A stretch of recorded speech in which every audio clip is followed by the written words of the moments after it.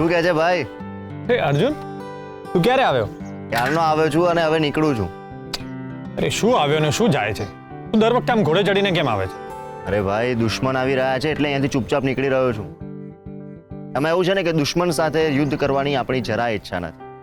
આ વાઘ 2 ડગલા પાછળ જઈ રહ્યો છે પણ ફરી લાંબો કૂદકો મારવા માટે.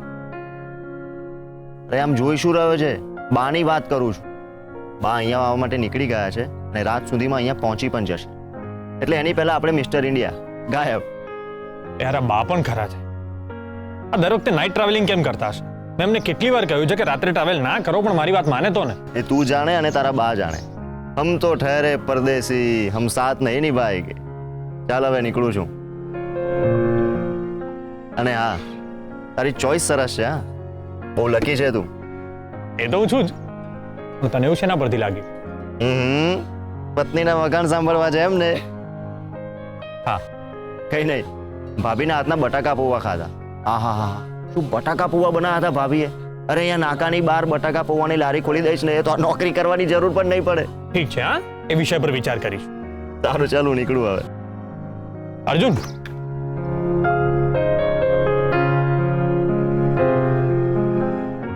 ભાઈ તને એક મફતની સલાહ આપું. હા બોલ. એસએફ હા?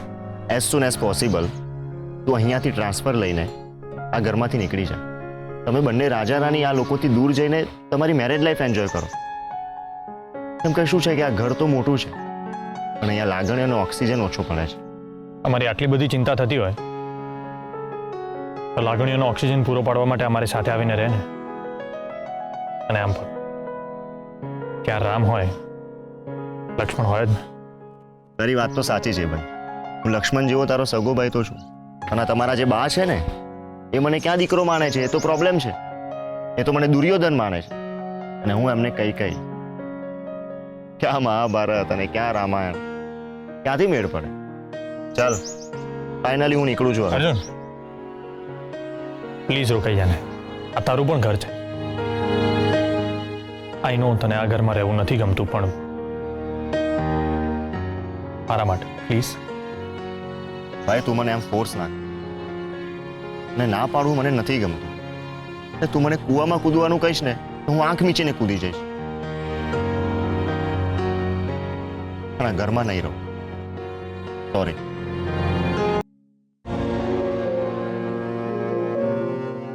લાગે છે આજે પોલીસ સ્ટેશનમાં ઘણું કામ કર્યું છે.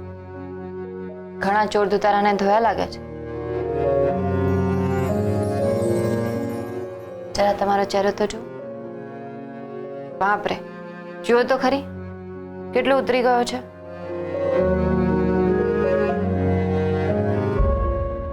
હા, થાકી ગયો છું.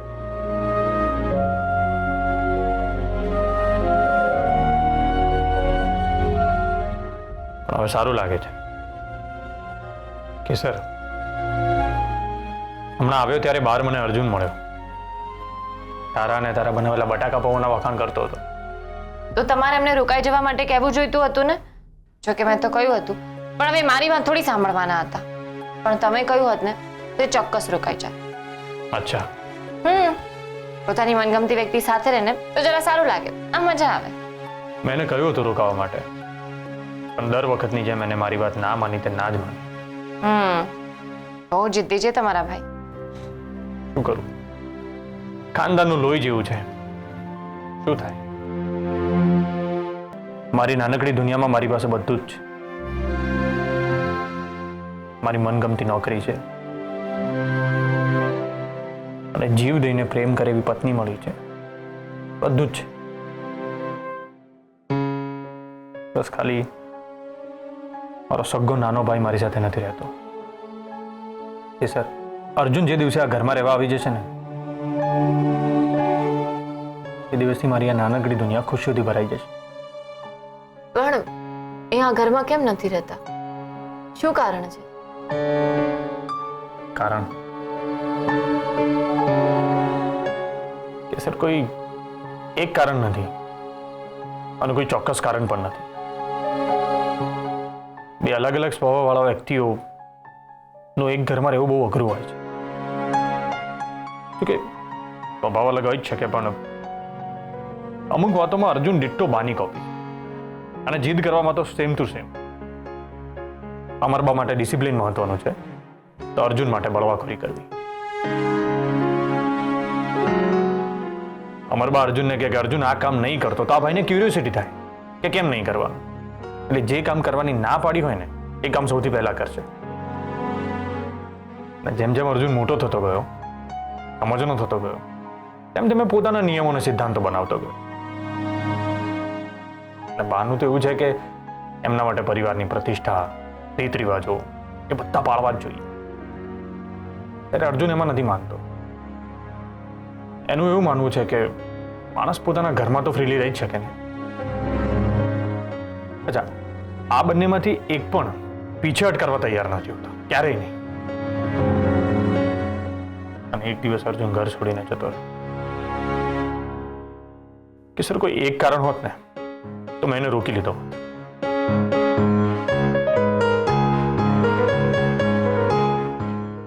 બહુ મોડું થઈ ગયું. હું ગમે તે કરું ને અર્જુન આ ઘરમાં પાછો નહીં આવું. અને મારા જીવનનું એક કડવું સત્ય છે.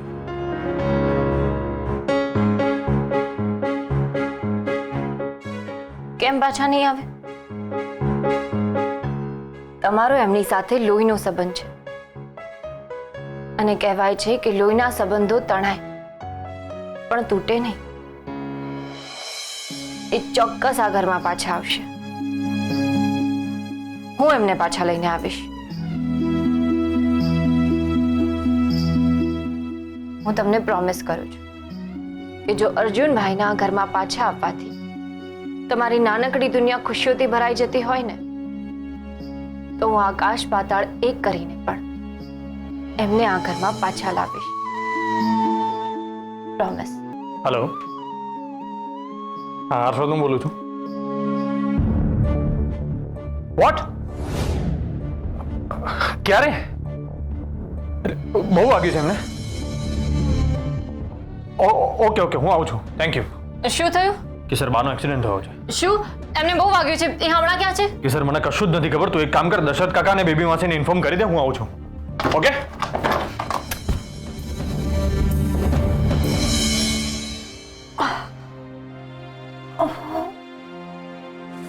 બા, મેં તમને ના પાડી હતી કે તમે રાત્રે ટ્રાવેલ ના કરો, પછી કેમ કર્યું?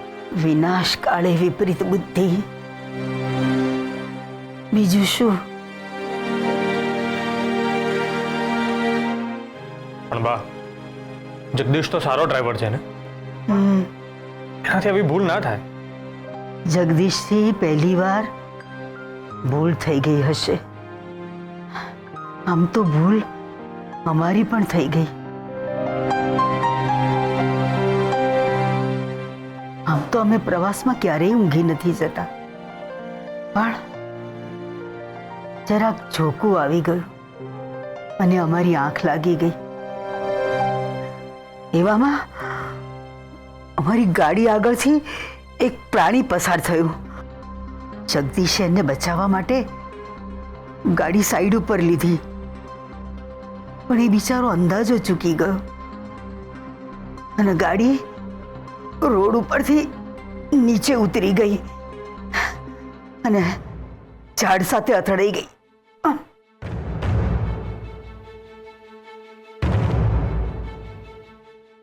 સોમનાથ દાદાની કૃપા કે અમને એક ઘસરકો પણ નથી આવ્યો.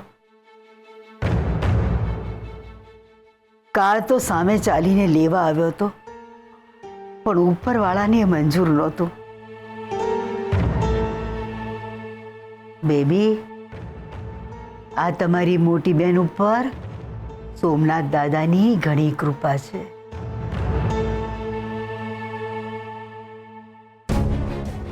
બા, તમારા હર્ષવર્ધન, તમે નકામું ટેન્શન ના લો અને અમને ના આપો.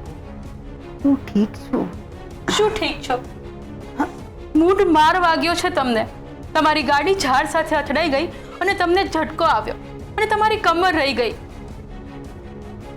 જો તો કેટલા કણસી રહ્યા છે.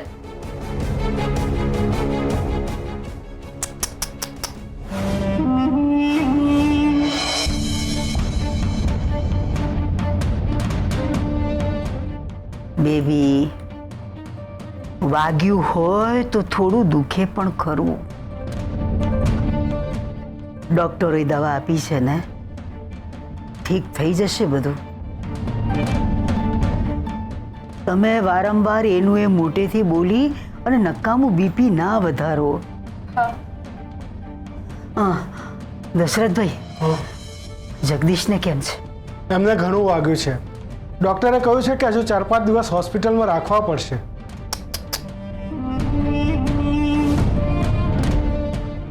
વેદિકા વહુ, તમે જરા શાંત રહો. હા, દશરથભાઈ, જગદીશનો હોસ્પિટલનો બધો જ ખર્ચો આપણે આપી દઈશું. હા, અને તમે એમના ઘરે જજો અને 6 મહિનાનો પગાર એમની પત્નીને આપી દેજો.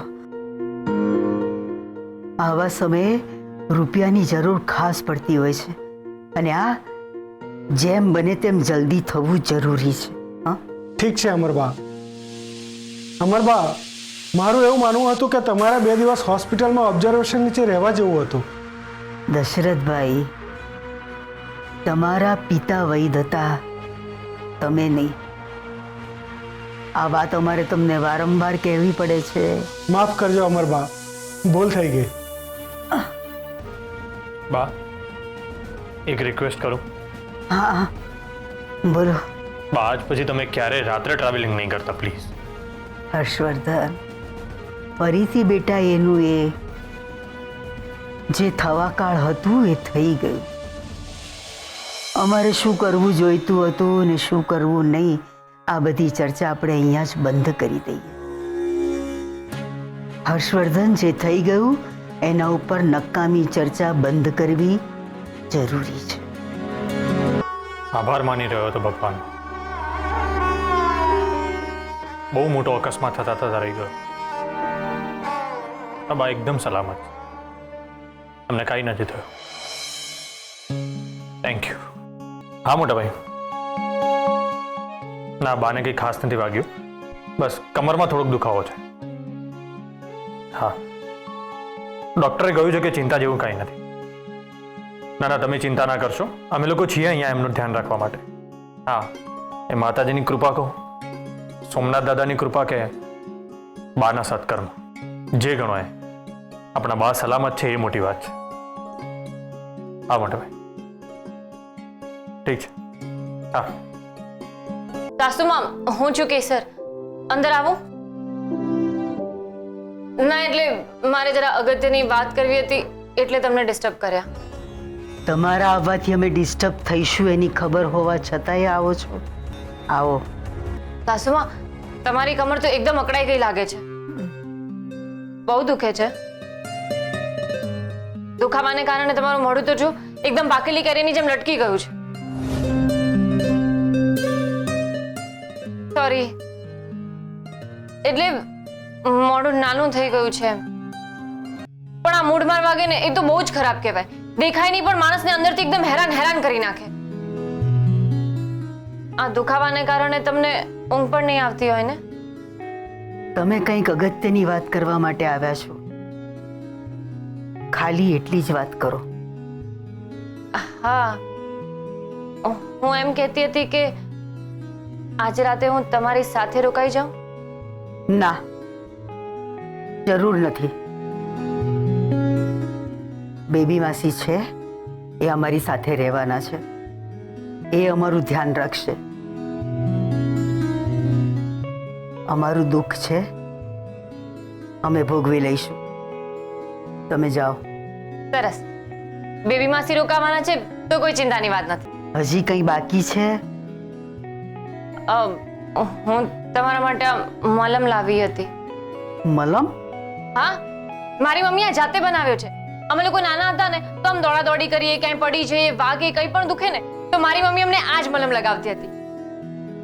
એકદમ ગુણકારી અને પાવરફુલ છે. હો, અને ઓલું શું કહેવાય, સાઈડ ઇફેક્ટ, આના કોઈ સાઈડ ઇફેક્ટ નથી, જરાય નથી. લાવો, હું તમને લગાડી આપું. આવા ઊંટ વૈદુ મલમ પર અમને જરાય વિશ્વાસ નથી. નકામી તબિયત અમારી વધારે બગાડશે. તમે ચિંતા નહીં કરો, ડોક્ટરે દુખાવો બંધ થવાની દવા આપી છે ને, હમણાં બેબી આવશે, મને દવા આપશે એટલે સારું થઈ જશે. તમે જઈ શકો છો.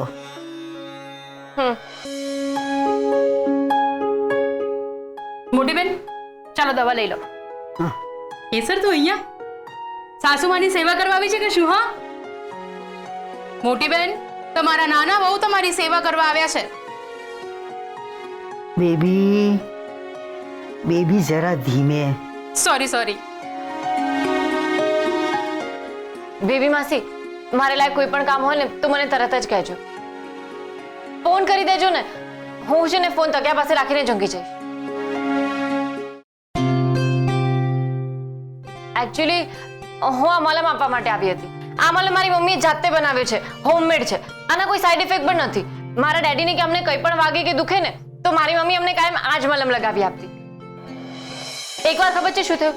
હું નાની હતી ને તો કેરીઓ તોડવા માટે ઝાડ ઉપર ચડી હતી અને કેરી તોડતા તોડતા ઝાડની ડાળી તૂટીને ધબાક લઈને નીચે પડી ગઈ. મને પણ સાસુમાની જેમ મૂડ માર વાગ્યો હતો. બહુ દુખતું હતું એટલે પછી હું ભેગડા તારીને બડાર પાડીને રડવા લાગી કે ઓ મારે મને બહુ દુખે છે, બહુ દુખે છે. હવે મને આઈસ્ક્રીમ ખવડાવશો ને તો જ મારો દુખાવો દૂર થશે. દિવસના 3-4 આઈસ્ક્રીમ ખાવા મળી ગયા હતા. એટલે હું રડ્યા કરતી હતી ને તો પછી મમ્મી આ મલમ લગાવી આપ્યો. પછી શું, બીજા દિવસ એકદમ ટનાટન ફરી કેરીઓ તોડવા માટે ઝાડ પર ચડી ગઈ. બતાવ તારો હોમમેડ મલમ. હા આલો ને. મારી મમ્મીએ છે ને કડવા લીમડાના પાંદડા, જાતજાતના વનસ્પતિના પાન, મેંદા લકડી, એલોવેરા, આંબા હળદર આવી બધી ઘણી બધી વસ્તુઓ વાટીને આ મલમ બનાવ્યો છે. એકદમ તબલા તોડ છે.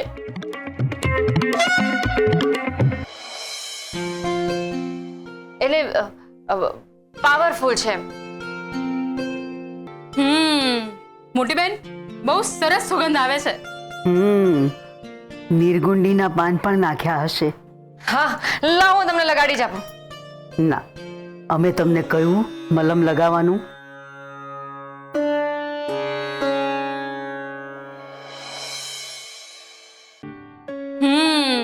મોટી બેન, બહુ સરસ સુગંધ આવે છે.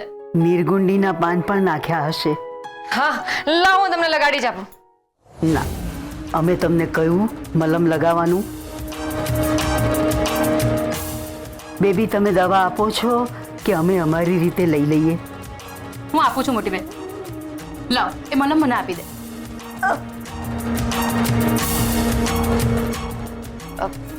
સાચવજો. જય સોમનાથ. જય સોમનાથ. તું ચિંતા નહીં કરતી, જા.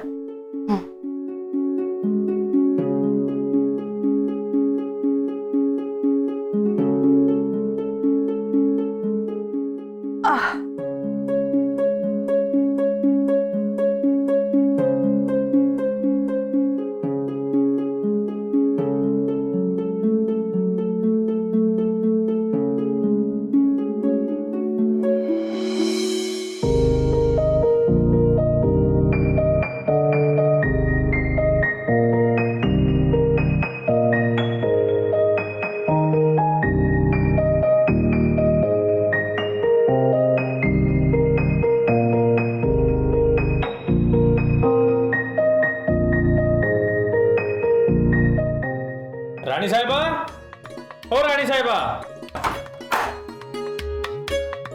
હું જરાક ટોવેલ ભૂલી ગયો છું, આપો ને. ઓ ફૌજદાર, થોડી બદામ ખાવાનું રાખો. એસીપી થઈને આવી નાની નાની વસ્તુ ભૂલી જાવ એ સારું નથી લાગતું. અચ્છા, તું ટોવેલ આપે છે કે હું ભીનો જ બહાર આવું છું? ના ના, ત્યાં જ ભારો, નહીં તો આખો રૂમ ભીનો કરશો. અને એમ પણ આપકા હુકુમ સર આંખો પર. આખરે છું તો તમારી અર્ધાંગીની જ. એટલે જ તો હકથી ટોવેલ આપવાનું કહ્યું. લાવું છું.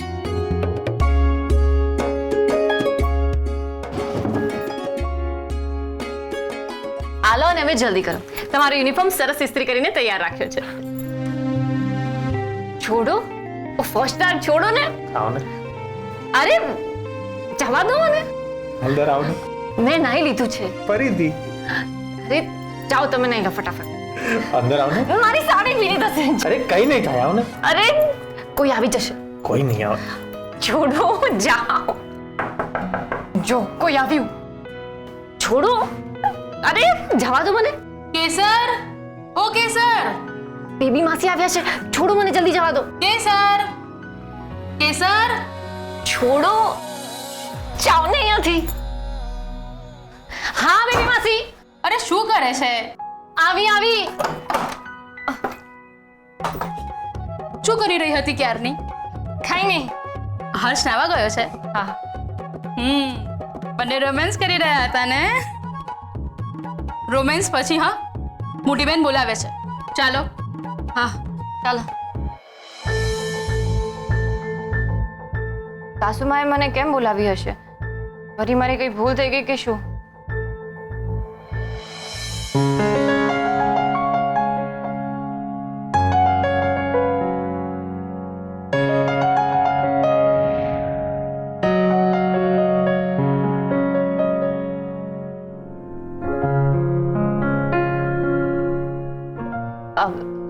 સાસુમા, તમે મને બોલાવી? સોરી સોરી, હું પણ સાવ ડફોડ છું, એકદમ ડફોડ જેવી વાતો કરું છું. એટલે બેબી માસીને બોલાવવા મોકલ્યા તો બોલાવી જ હોય ને. ના એટલે મારાથી કઈ ભૂલ થઈ ગઈ? ના એટલે આમ તો હું ભૂલો કરતી જ રહું છું, મારાથી કંઈક ને કંઈક ગડબડ થઈ જ જાય છે, પણ હું ટ્રાય કરું છું કે હું ભૂલો ના કરું. એક તો તમને ઠીક નથી અને મેં તમને હેરાન કર્યા.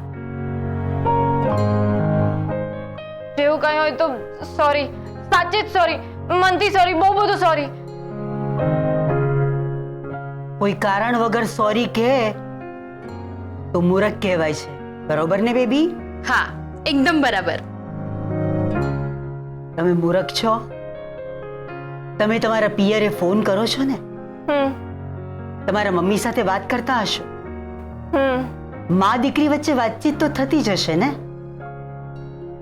તો આજે તમે તમારા મમ્મીને ફોન ઉપર વાત કરી અને અમારા તરફથી થેન્ક યુ કહેજો. ભૂલ મારી અને મમ્મીને થેન્ક યુ શું કામ કહેતા હશે? Thank you? હા, એમના હાથે બનાવેલો મલમ ખરેખર ગુણકારી હતો. સાચે? તમે મલમ લગાડ્યો? હા, એમને મલમ મેં લગાવી આપ્યો હતો. આખી રાત દુખાવાથી એ કણસતા હતા. ડોક્ટરે આપેલી દવાઓની પણ કંઈ અસર નથી થતી. બહુ ત્રાસ થયો હતો અને એમની હાલત જોઈને મને તો રડવું આવી ગયું હતું. છેલ્લે મેં એમને કહ્યું કે કેસરે આપેલો મલમ ટ્રાય કરીએ. એમણે હા પાડી એટલે મેં તરત જ લગાવી દીધો. સવાર પડતા તો બધો દુખાવો ગાયબ. જો કેવા ફ્રેશ થઈને નાસ્તો કરવા બેઠા છે. બેબી, પત્યું તમારું. હવે અમે કંઈક કહીએ? હા હા એકદમ ચૂપ. કેસર, ગઈકાલે રાત્રે તમે આપેલો મલમ અમે લગાડ્યો, અમને સારું લાગ્યું.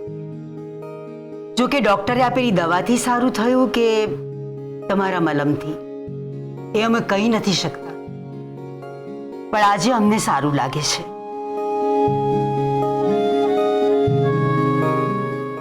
એટલે અમારા તરફથી તમે તમારા મમ્મીને થેન્ક યુ કહેજો.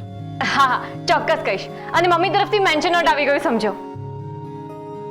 મમ્મી છે ને જાત જાતની વસ્તુ વાટી વાટીને આ મલમ બનાવે છે. એ જ્યારે ઘરમાં મલમ બનાવતી હોય ને તો એની સુગંધ આખા ઘરમાં ફેલાઈ જાય. આ હા હા હા. સાસુમાં, ગઈકાલ સુધી તો તમે આ દુખાવાને કારણે પલંગમાં પડખું પણ નહોતા ફેરવી શકતા, અને આજે તો જુઓ, સરસ ખુરશી ઉપર બેસીને નાસ્તો કરી રહ્યા છો. મમ્મીના મલમે તો જાદુ કરી નાખ્યો.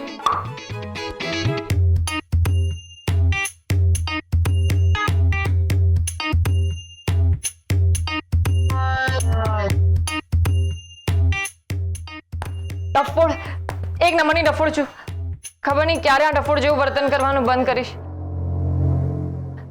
સોરી, પણ જ્યારે હું આમ બહુ ખુશ હોઉં ને તો ટોક અવાજ નીકળી જાય છે. સોરી, હું તમારું સોરી મમ્મીને ના એટલે તમારું થેન્ક યુ મમ્મીને પહોંચાડી દઈશ.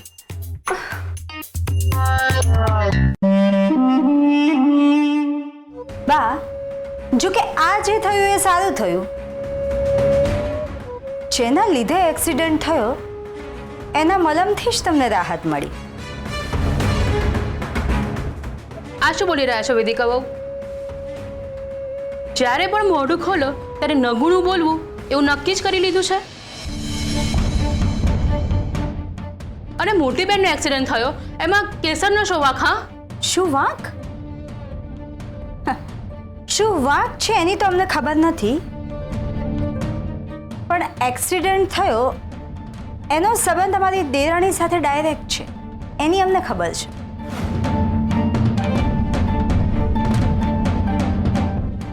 બા, તમને યાદ છે તમે જ્યારે બહારગામ જવાના હતા ત્યારે તમે ઉમરો ઓળંગવા માટે પગ આગળ કર્યો એવી તરત જ અમારી દેરાણીએ છીંક ખાધી, એટલે સંબંધ છે.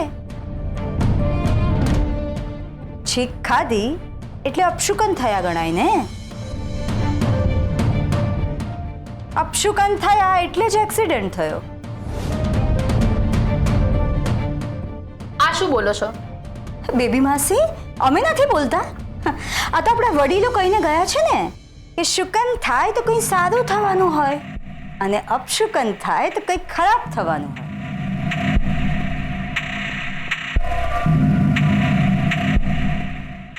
આપણા વડીલોએ કહ્યું છે એ વાત કંઈક ખોટી તો નહીં હોય ને?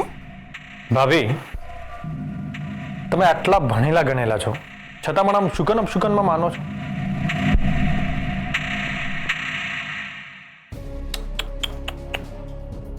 Very bad.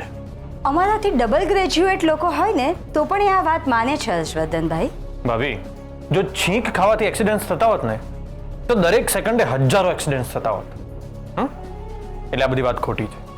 ઓ, એમ વાત છે. તમારી પત્નીએ છીંક ખાધી અને અમે અપશુકનની વાત કરી એ વાતનું ખોટું લાગ્યું છે? ના ભાભી, જરાય નહીં. યાદ છે જ્યારે મારા લગ્ન નક્કી થયા હતા ત્યારે આપણે શિવગઢ જઈ રહ્યા હતા અને ત્યારે અગાસી પરથી એક માળો નીચે પડી ગયો હતો. ત્યારે તમે આવી જ રીતે શુકન અપશુકનનો સીન ક્રિએટ કર્યો હતો ને. ત્યારે મેં તમને કહ્યું હતું કે ભાભી, માળો ભલે નીચે પડ્યો છે પણ ઈંડા સુરક્ષિત છે. અને એ જ બતાવે છે કે આપણા ઘરમાં આવનારી વહુના પગલાં શુભ છે.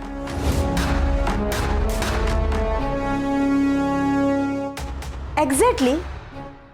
તમને જેમ આમના પગલાં શુભ છે એ વાત ઉપર શ્રદ્ધા છે એમ અમને અપશુકનની વાત ઉપર શ્રદ્ધા છે. અપશુકન થયા એટલે જ એક્સિડન્ટ થયો.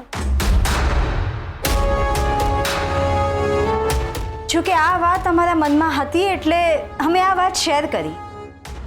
કેમ? અમને વાત કરવાનો પણ અધિકાર નથી? છે ને ભાભી, બિલકુલ છે. પણ તમને પોઝિટિવ વિચાર ના આવ્યો કે બાનો એક્સિડન્ટ થયો પણ એમના માથેથી મોટી ઘાત ટળી ગઈ અને આપણી વચ્ચે સુરક્ષિત બેઠા છે, એકદમ સલામત છે, એવો પોઝિટિવ વિચાર ના આવ્યો?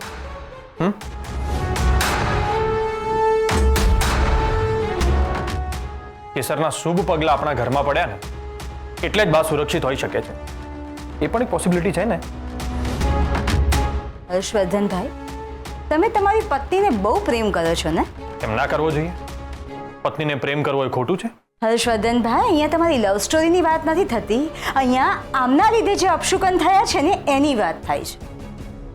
અમને જે લાગ્યું એ અમે કહ્યું.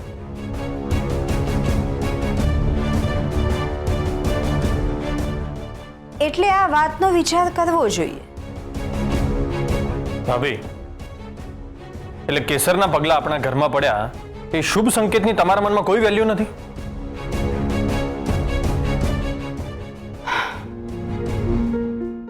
એક મિનિટ.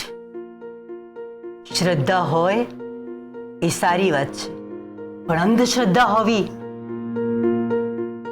એવું અમને નથી લાગતું. વેદિકાબુ, તમે જે અપશુકનની વાત કરી રહ્યા એવું અમારે મન કંઈ જ નથી. અમે પહેલા પણ કહ્યું છે કે થવા કાળે જે થવાનું છે એ થઈને જ રહેશે. અમારો એક્સિડન્ટ થયો એ કદાચ અમારી નિયતિમાં લખાયો છે, એટલે એમાં અપશુકન જેવું અમને કાંઈ જ નથી લાગતું. અને કોઈના પગલાં શુભ છે અને અમે એક્સિડન્ટમાંથી સુરક્ષિત બચી ગયા એવું પણ અમને નથી લાગી રહ્યું.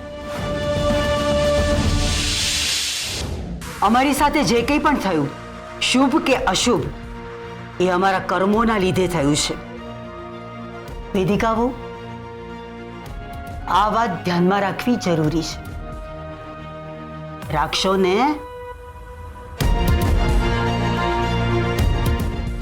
જી.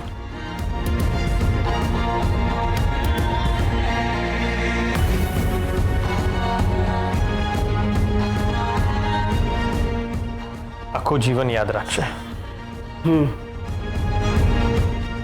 ચાલો બા, હું નીકળું. જય સોમનાથ. સાચવીને જજો. જી. અને જતા જતા એક વાત ધ્યાનમાં રાખજો, તમે પોલીસ છો, વકીલ નહીં. અને આ ઘર છે, કોર્ટ નથી. દરેક વખતે તમારે તમારી પત્નીની વકીલાત કરવાની જરૂર નથી, અને અમારી સામે તો બિલકુલ નહીં. અમે તમારા બા છીએ, સાચા ખોટાની અમને પરખ છે. આટલી દલીલો કરી એના કરતાં તમે તમારા બા ઉપર વિશ્વાસ રાખ્યો હોત તો અમને વધારે ગમત. આજ પછી આ વાત યાદ રાખજો. આ વાત યાદ રાખવી જરૂરી છે. જી. જય સોમનાથ. જય સોમનાથ.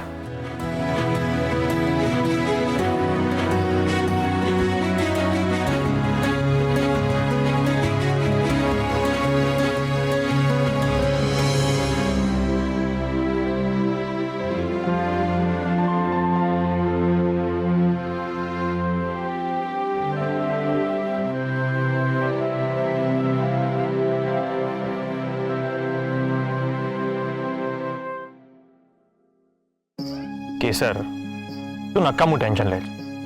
આપણે છે ને બધી બાજુનો વિચાર કરીને જ સત્યને સ્વીકારવું જોઈએ. અને આવી અંધશ્રદ્ધાઓનો તો વિરોધ જ કરવો જોઈએ.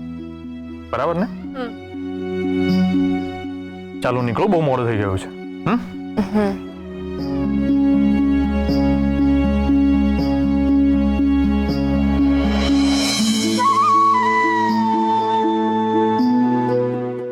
કેસર, મને કોઈકે કહ્યું છે કે મનને ખુશ રાખીએ ને તો જીવન સુખમય થઈ જાય.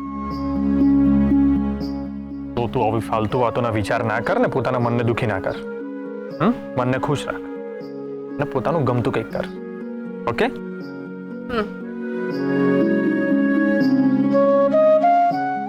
અને બીજી એક વાત, આજે હું મારા એક કામથી શિવગઢ જવાનો છું. સાચે? તો પછી ઘરે આંટો મારતા આવજો ને અને મમ્મીને મળજો ને, એ તમને જોઈને બહુ જ ખુશ થઈ જશે. કેસર, મારી જવાની ઈચ્છા હતી જ, પણ જરાક અઘરું લાગે છે. તો પછી બોલ્યા જ શું કરવા કે હું શિવગઢ જવાનો છું? અરે પોતાની પત્નીને પતિ વિશે ખબર તો હોવી જોઈએ ને, કે ક્યાં જાય છે, શું કામે જાય છે. એટલે પોતાની પતિને ચાલાકીથી પટાવી લેવાનું તો તમને બહુ સારી રીતે આવડે છે. કેસર, બીજી એક વાત, હમણાં બેબી પાસે તને બોલાવવા આવ્યા ત્યારે આપણે એક અગત્યનું કામ કરી રહ્યા હતા. કયું? હું કરું છું, 5 મિનિટ જોઈ જશે. સારું નથી લાગતું. જાઓ અહીંયાથી, જાઓ ને અહીંયાથી. સારું, જેવી અમારી રાણી સાહેબાની આજ્ઞા. તો બાકીના કામ આવીને કરીશ. જય સોમનાથ.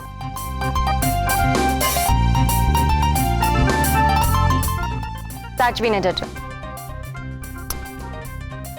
જય સોમનાથ.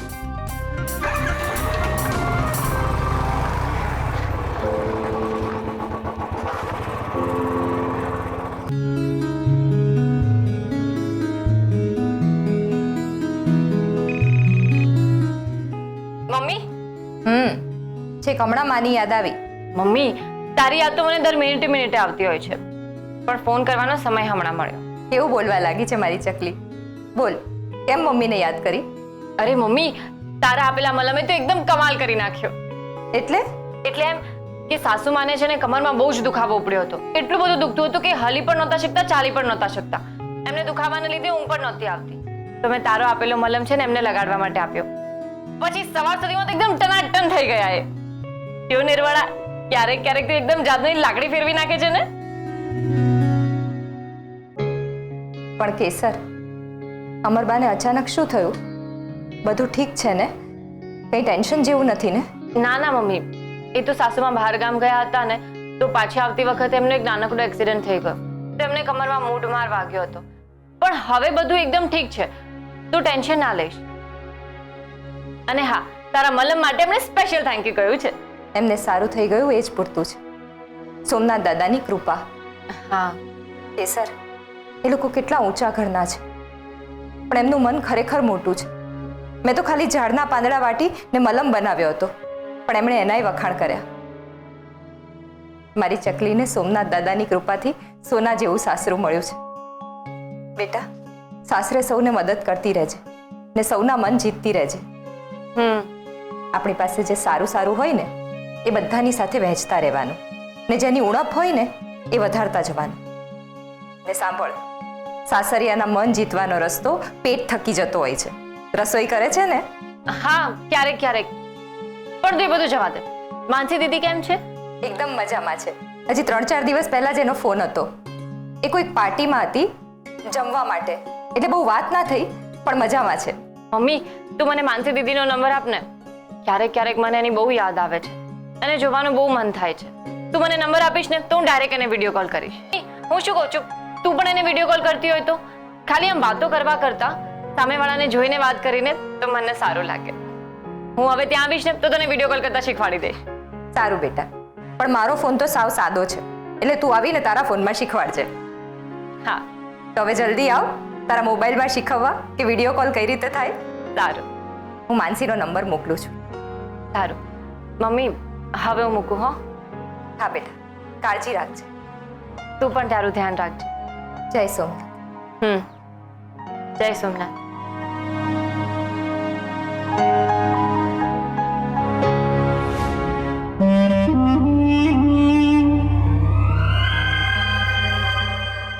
વેદિકા ભાભી, તમે અહીંયા?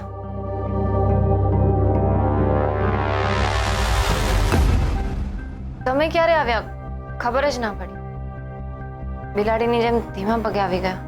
શું છે કે અમને પગ ઘસડીને ચાલવાની આદત નથી. એક તો એનો અવાજ થાય, અને બીજું જે પગ ઘસડીને ચાલે એ વ્યક્તિ પાસે લક્ષ્મી નથી ટકતી.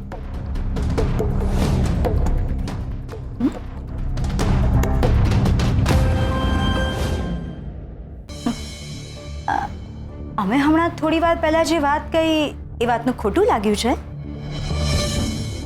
હા, એટલે અમે તો જનરલી વાત કરી હતી. પણ એક વાત અમને દિલથી ગમી. હા, ગમે તે થાય તમારા પતિદેવ દ્રઢપણે તમારી સાથે ઊભા હોય છે. હા, તમારી કાંઈ પણ ભૂલ હોય પણ કોઈ તમને કંઈ જ કહેવાની હિંમત ના કરે. એટલે તમને કોઈ કંઈ કહી ના જાય એનું ધ્યાન રાખે છે. બહુ નસીબદાર છે. દરેક વ્યક્તિના નસીબમાં આવા સારા લાઈફ પાર્ટનર નથી હોતા. અરે હા, નસીબ ઉપરથી યાદ આવ્યું, અમે તમારી પાસે કુંડળી માંગી હતી.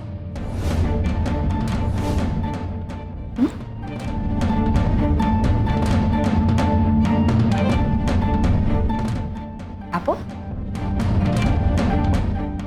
કુંડળી? હા, તારી પાસે છે ને? ગઈકાલે તું અમારા રૂમમાં આવીને કુંડળી લઈ ગઈ હતી. આજે અમે જાતે આવ્યા છે તારા રૂમમાં કુંડળી લેવા.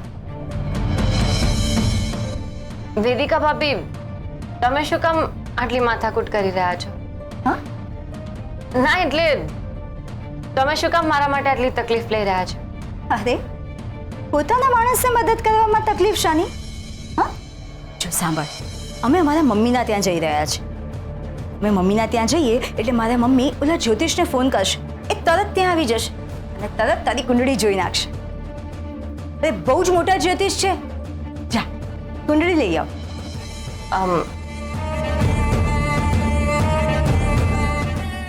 એકચ્યુઅલી કુંડળી શોધવી પડશે, થોડો ટાઈમ લાગી જશે. કશો વાંધો નહીં, અમને કોઈ ઉતાવળ નથી. તો તારે શાંતિથી કુંડળી શોધ, અમે અહીંયા જ બેઠા છીએ. વેદિકા ભાભી, હું શું કહું છું, બેબી માસી નહોતા કહેતા કે આમની કુંડળી જોવાની કાંઈ જરૂર નથી, મને એમની વાત યોગ્ય લાગે છે કે કુંડળી જોવાની કંઈ જરૂર નથી અને એમને પણ કુંડળી બતાવવામાં કોઈ ઇન્ટરેસ્ટ નથી.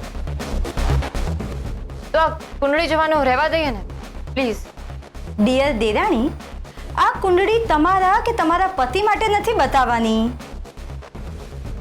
આ ઘર, આ પરિવાર અને પરિવારના સભ્યો માટે બતાવવાની છે. અમે અહીંયા બેઠા છીએ.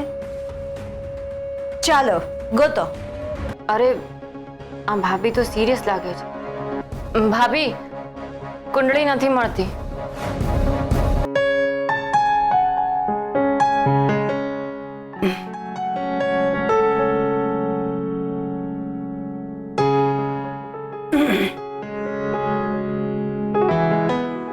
મોટી બેન, હા તકિયો બીજો આપું? બસ.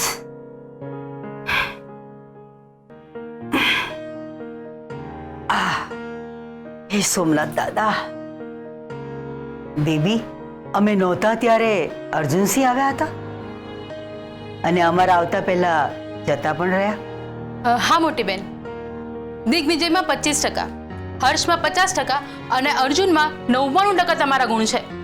એનું નેટવર્ક પણ તમારા જેવું સ્ટ્રોંગ છે. તમે ઘરે ના હોય તો એને ખબર પડી જાય છે અને અહીંયા રહેવા આવી જાય છે, અને એ અહીંયા રહેવા આવી ગયો એની તમને ખબર પડી જાય છે. અમારા આવતા પહેલા જ એ તાબડતોબ જતા રહ્યા. ના મોટી બેન, એવું નથી. એને બહુ અગત્યનું કામ આવી ગયું હતું. અર્જુનસિંહને અગત્યનું કામ? નવાઈ લાગે છે અમને. બા, તમારા માટે ટમેટાનું ગરમા ગરમ સૂપ લઈને આવ્યા છે. દત્તુ કાકા કે પ્રમોદને કહી દેવું હતું ને, એ લઈને આવ્યા હોત. તમને તો ખબર છે, પરિવારની વહુઓ ઘરના કામ કરવા માટે નથી હોતી. બા, અમને આ વાતની ખબર છે, પણ તમારી તબિયત ઠીક નહોતી ને, એટલે અમે જાતે તમારા માટે લઈને આવ્યા. અમને થયું કે એ બાને તમારી તબિયત પણ પૂછી લઈએ. આવા નાના મોટા એક્સિડન્ટથી આ બા ભાંગી નથી પડવાના. હા હા, આવો વિચાર પણ ના આવવો જોઈએ. હે સોમનાથ દાદા, અમારા બા ઉપર તમારી કૃપા દ્રષ્ટિ આમ જ બનાવી રાખજો. બા, તમને એવું લાગે છે કે અમને આ ઘર અને પરિવાર માટે કોઈ લાગણી નથી? અમને આ ઘર અને પરિવારની કંઈ પડી નથી? પણ સાચું કહીએ ને બા, એવું નથી. અમને તમારી બહુ જ ચિંતા થતી હોય છે. જોયું મોટી બેન, વેદિકા બહુ કેટલા સારા છે. અને કોણે કહ્યું કે તમને ઘરની કે ઘરના લોકો પ્રત્યે લાગણી નથી? હા, અરે તમે તો આ ઘરના મોટા વહુ છો, એટલે લાગણી તો હોય જ ને. સારું, હવે તમે આવી ગયા છો તો મોટી બેન સાથે થોડીક વાર બેસો અને એમને આ સૂપ પી લે એટલે દવા આપી દેજો. મોટી બેન દવા લેવામાં બહુ કંટાળો કરતા હોય છે, એટલે તમે બળજબરીપૂર્વક એમને દવા આપી જ દેજો. મારે થોડા કામ બાકી છે, એ હું પતાવીને આવું. બેસો મોટી બેન, હું બીજા કામ પતાવીને આવું. હા બા, હમણાં થોડી વાર પહેલા હર્ષવર્ધનભાઈ અને અમારી વચ્ચે જે વાદ વિવાદ થયો ને, એના માટે સોરી. હા, ઇટ્સ ઓકે વેદિકા બહુ. ના એટલે એ વખતે શુકન અપશુકન અને શુભ પગલાં વિશે વાત થતી હતી, એટલે અમને ધ્યાન આવ્યું કે અમારી અને એમની કુંડળી મળી ગઈ હતી. 34 ગુણ મળ્યા હતા બા, પણ મન નથી મળ્યા. પણ હર્ષવર્ધનભાઈને ઉલટું થયું. એમના મન તો મળી ગયા, પણ એમની કુંડળી મળી છે કે નહીં એ આપણે જોયું નથી. બા, સૂપ મંગાવીએ? ના, અમે મંગાવી લઈશું. તો બા, અમે એમ કહેતા હતા કે આપણે તો કુંડળી જોવડાવ્યા વગર જ લગ્ન કરાવી દીધા. ન ખરે નારાયણ, અને અમારી દેરાણીની કુંડળીમાં મંગળ કે શનિનો દોષ હોય તો એની અસર આપણા ઘર ઉપર પણ પડી શકે ને બા. હે, તમને ખબર છે, તમે બહારગામ ગયા ને ત્યારે અમારા દેરાણી બેબી માસીને એમની કુંડળી બતાવવા ગયા હતા, પણ બેબી માસીએ કુંડળી જોવાની ના પાડી દીધી. બોલો. શું? બેબીએ કુંડળી જોવાની ના પાડી દીધી? હા, બેબી માસી સાથે તમારે આ વિશે વાત નથી થઈ? અમને એવું લાગે છે કે અમારા દેરાણી એમની કુંડળીના દોષના નિવારણ માટે બેબી માસી પાસે સલાહ લેવા ગયા હશે. તમને ખાતરી છે કે કુંડળીમાં કોઈ દોષ છે? ના ના, આ તો અમે ખાલી ધારણા કરી. તમારી ધારણા ખોટી પણ હોઈ શકે. આવી ભૂલ અમે નહીં ચલાવી લઈએ. હા, સાચી વાત છે બા. અમને કુંડળીનું નોલેજ નથી, છતાં પણ અમે કુંડળીમાં દોષ છે એવું કહ્યું, એ અમારી ભૂલ કહેવાય. પણ બેબી માસીને તો કુંડળી જોતા આવડે છે ને, તો પણ એમણે એવું કહ્યું કે કેસર, તારી કુંડળી જોવાની તો જરૂરત જ નથી. બેબી એવું બોલ્યા? હા બા, હવે તમે જ કહો, આપણે ક્યાં છોકરા અને છોકરી માટે કુંડળી જોવાની હોય છે? આપણે તો આપણા ઘર માટે કુંડળી જોવાની હોય ને. તમારી વાત સાચી છે. અમારા નાના વહુની કુંડળી જોવી કે ના જોવી એ નક્કી કરવાનો અધિકાર બેબીને કોણે આપ્યો? કુંડળી જોવી જરૂરી છે. એક્ઝેક્ટલી.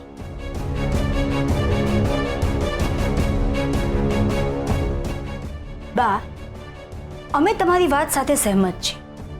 અમને પણ લાગે છે કે કુંડળી જોવી જરૂરી છે. અમે આ ઘરના મોટા વહુ છીએ, એટલે સાસુમાના પગલે તો ચાલવું જ પડે ને.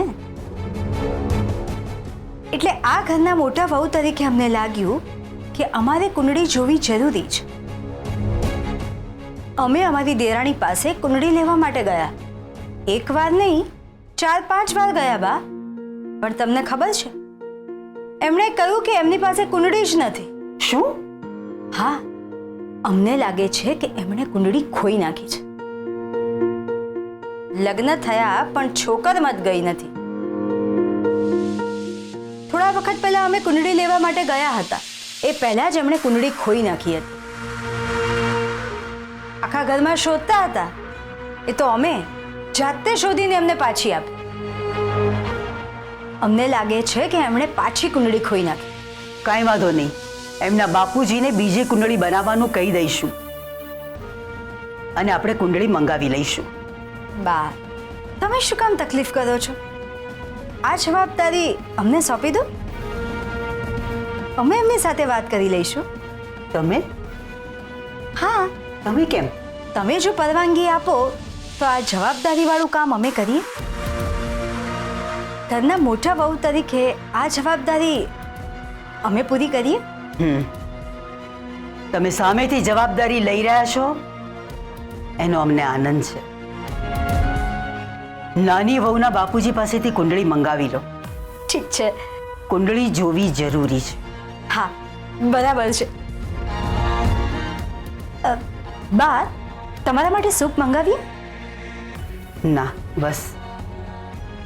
ઠીક છે. પ્રમોદને કહીએ છીએ આ બધું લઈ જાય.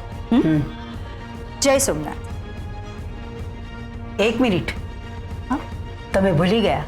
શું? અમારી દવા આપવાની છે. ઓહ, સોરી. હા બા, હા, વાતમાં ને વાતમાં અમે તો ભૂલી જ ગયા. તમારી દવા ક્યાં મૂકી છે? પેલા ટેબલ ઉપર સામે. હા, લાવીએ. હા, ત્યાં બાજુમાં મલમ પણ પડ્યો છે, એ પણ લેતા આવજો. જી. આ મલમ કેસરવહુના મમ્મીએ બનાવ્યો છે. હોમમેડ છે, ગુણકારી છે અને ઇફેક્ટિવ પણ છે. તમને જેનાથી રાહત મળી એ આ જ મલમ છે ને? સરસ. એમની મમ્મીએ બનાવેલો મલમ તો ગુણકારી છે, એની આપણને ખબર પડી. પણ એમની દીકરી આપણા ઘર માટે ગુણકારી છે કે નહીં એ તો કુંડળી જોયા પછી જ ખબર પડશે.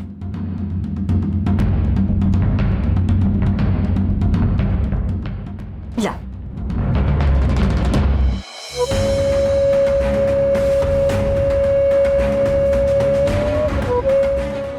હેલો. વિક્રમસિંહજી, વેદિકા બોલીએ છે. અરે બોલો બોલો વેદિકા ભાભી.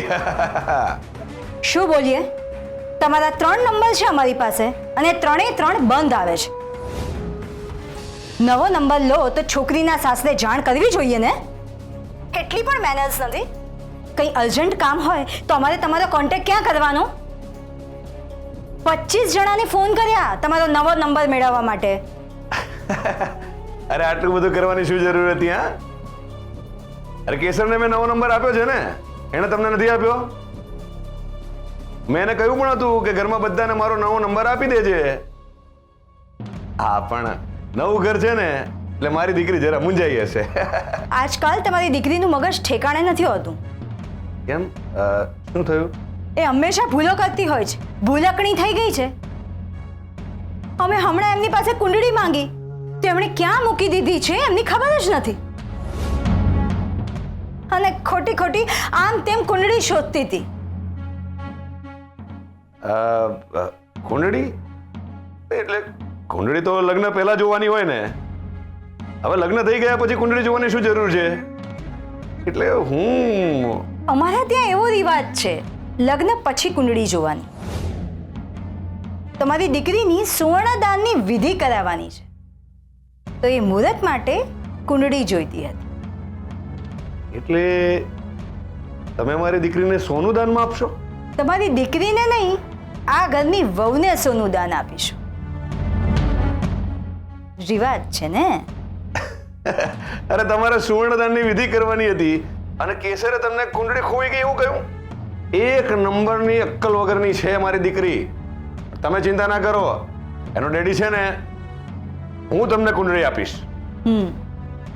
જલ્દી મોકલાવો. અરે હા, આ જેવો ફોન મૂકું ને એટલે તરત કુંડળીના કામે લાગી જઉં છું. હા.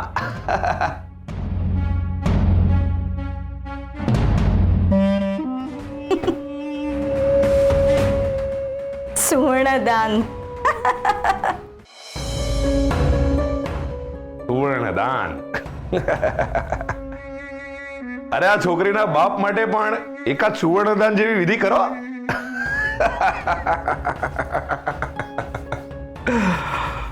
આ કેમ આટલા ખુશ છે? શું બોલ્યા?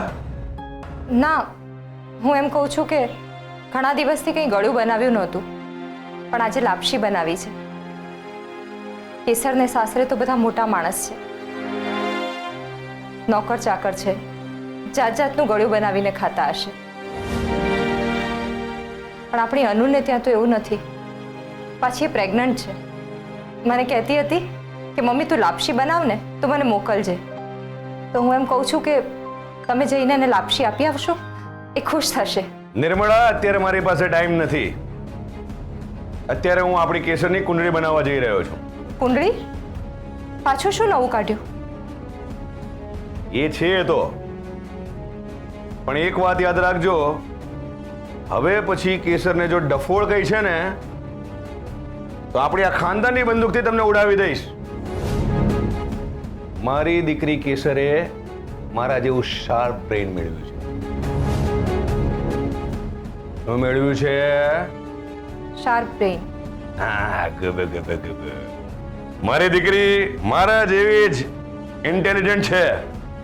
તમને ખબર છે, વેદિકા ભાભીએ જ્યારે કેસર પાસે કુંડળી માંગી તો કેસરે ભોળી બની અને શાણપણ વાપર્યું અને કહ્યું કે કુંડળી ક્યાંય મળતી નથી, કુંડળી ખોવાઈ ગઈ છે. એવું એણે કેમ કહ્યું ખબર છે? એની પાસે જે કુંડળી હતી ને એમાં સાચી જન્મ તારીખ લખેલી હતી. હવે તમે મને એમ કહો, કેસરની ખોટી જન્મ તારીખ શું છે જેને હવે આપણે સાચી માનીએ છીએ?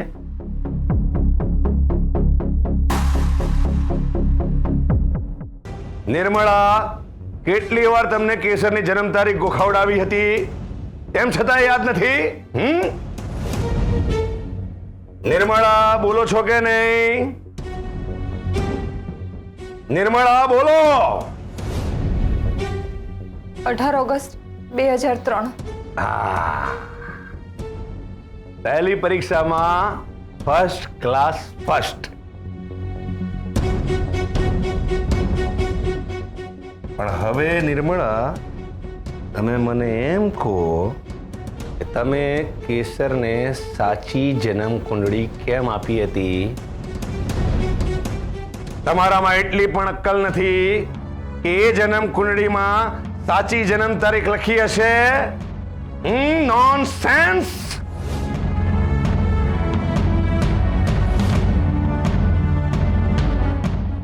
હવે કેસરનો જે જન્મ સમય છે એ તો આપણે સાચો જ કહેવાનો, પણ જન્મ તારીખ આ વિક્રમસિંહે જે નક્કી કરી છે ને એ કહેવાની. હવે સુવર્ણદાનની વિધિ માટે હું મારી દીકરીની કુંડળી બનાવીને આવું. જય સોમનાથ.